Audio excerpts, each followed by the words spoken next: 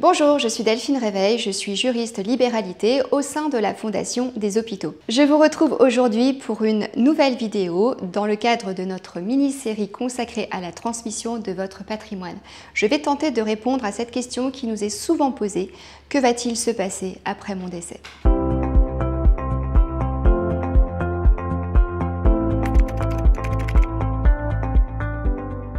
Avant toute chose, il est primordial de choisir une personne de confiance à qui vous indiquerez les premières informations utiles, telles l'existence d'un contrat obsèques ou le nom de votre notaire, si vous avez pris des dispositions testamentaires sans bien évidemment en révéler le contenu. Il est important que vos volontés soient respectées dès le début.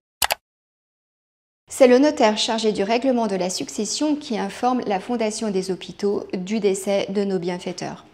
À réception, nous retournons au notaire tous les documents justifiant de la capacité à recevoir les legs: statut, reconnaissance d'utilité publique, journal officiel, avis sirène, etc.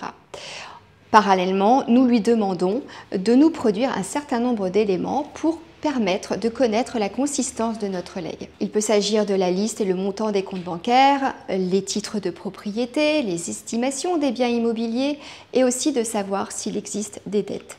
Nous lui demandons aussi d'organiser les opérations d'inventaire du mobilier garnissant les biens immobiliers et de procéder à l'ouverture des coffres-forts éventuels. La deuxième phase est l'instruction du dossier.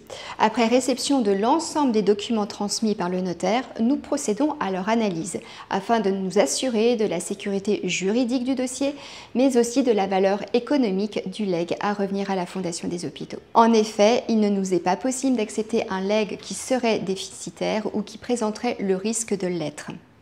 Sous cette réserve, le dossier est présenté à nos organes décisionnaires, à savoir notre conseil d'administration ou notre bureau. Une fois le bénéfice du legs accepté, nous pouvons procéder au règlement de la succession.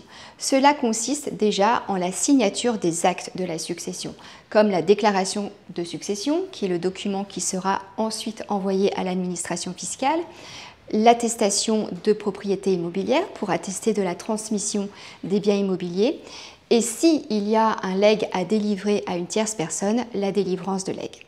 Ensuite, nous pouvons envisager la liquidation de la succession, c'est-à-dire par exemple clôturer les comptes bancaires, vendre les titres des portefeuilles titres, encaisser les liquidités. Cela veut dire aussi vendre les biens immobiliers suivant une procédure interne stricte. Lorsqu'il n'existe plus de biens à vendre ou à céder, que tous les actes de la succession ont été signés, nous pouvons utiliser le fruit de votre patrimoine et financer toutes les actions attachées à notre mission sociale dans le respect des volontés exprimées dans le testament.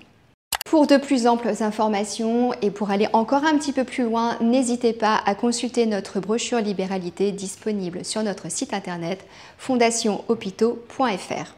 J'espère que cette série de vidéos dédiées à la transmission de votre patrimoine aura permis de répondre à certaines de vos interrogations. N'hésitez pas à me poser vos questions en commentaire, je me ferai un plaisir d'y répondre.